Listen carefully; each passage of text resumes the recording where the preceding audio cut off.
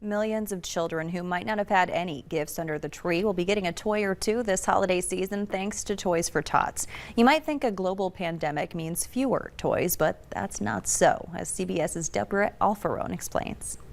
The Blue Angels are giving Santa a lift. He's part of the Toys for Tots mission. This one? All right, there you go. Merry Christmas. Collecting and handing out gifts through the 74-year-old charitable program run by the U.S. Marine Corps Reserve. I think the program says a lot about the character of the Marines. You're some of the toughest people in the world. You also have huge, huge hearts. Secretary of State Antony Blinken praised Toys for Tots at a State Department event Tuesday. Each holiday season, the charity distributes about 18 million toys to 7 million children in need.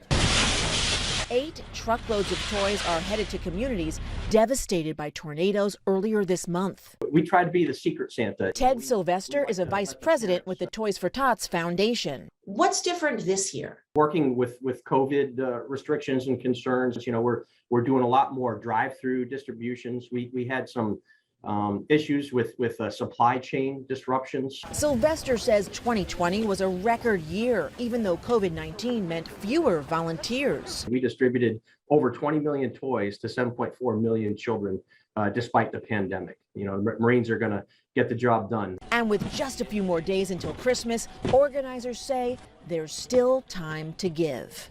Deborah Alfarone, CBS News, Washington. The Toys for Tots Foundation doesn't just work around the holiday season. It distributes between 1 and 2 million toys and books to COVID-impacted families in the spring and summer as well. The NFL's decision to reduce COVID-19 testing for asymptomatic vaccinated players could signal a trend for pro sports leagues and provide an example for society to follow heading into 2022. Despite a rising number of positive cases that forced 3 games to be rescheduled over the weekend, the NFL and the Players Union agreed to scale back testing for vaccinated players. The move aligns with guidance from the CDC. The NBA didn't require vaccinated players to get tested during the season, but revised its policy to increase testing for a 2-week period starting December 26th. The NHL returned to daily testing through at least January 7th. Next.